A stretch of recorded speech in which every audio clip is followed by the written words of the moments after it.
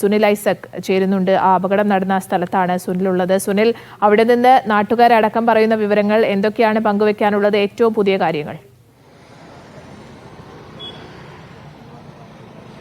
നമുക്ക് ഏറ്റവും ഒടുവിൽ ലഭിക്കുന്ന വിവരമനുസരിച്ച് ഡ്രൈവറും ആയും അടക്കം ഏതാണ്ട് 20-ലധികം ആളുകൾക്ക് ഈ അപകടത്തിൽ പരിക്കേറ്റിട്ടുണ്ട് എന്നാണ് അറിയുന്നത്. അതിൽ ഒരു കുട്ടി മരിച്ചിരിക്കുന്നു. അപകടത്തിൽപ്പെട്ട സ്കൂൾ ബസ് ഇതാണ്.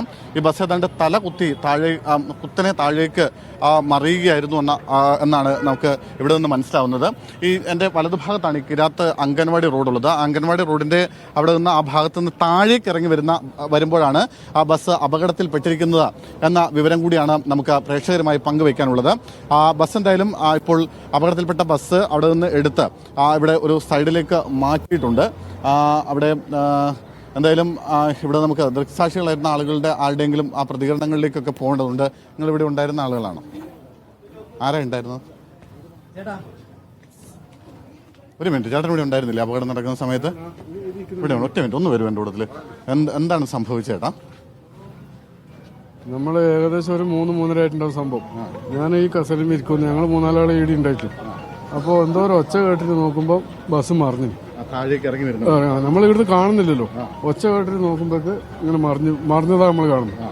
എന്നപാടെ നമ്മൾ ഒച്ചയാക്കി. അപ്പോൾ അങ്ങനെയുള്ള ആൾക്കാർ പാഞ്ഞു വന്ന് ഉള്ള കുട്ടികളെല്ലാം പുറത്തിറക്കുമ്പോൾ ഒരു കുട്ടി അങ്ങ് ബാക്കിൽ അടിയിലുണ്ട്.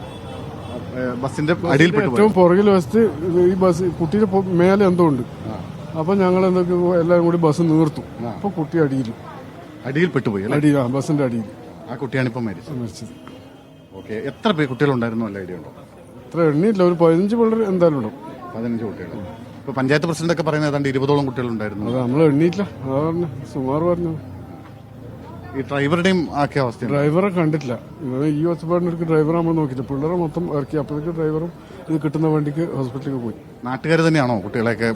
അപ്പുറത്തും ഇപ്പുറത്തെല്ലാം ആൾക്കാർ ഓടി വന്ന് ഒച്ചപ്പാട് കേട്ടിട്ട് പിന്നെ ഇല്ല വണ്ടി ഓട്ടോറിക്ഷയിലും അങ്ങനെ കയറ്റി വിടുമായിരുന്നു.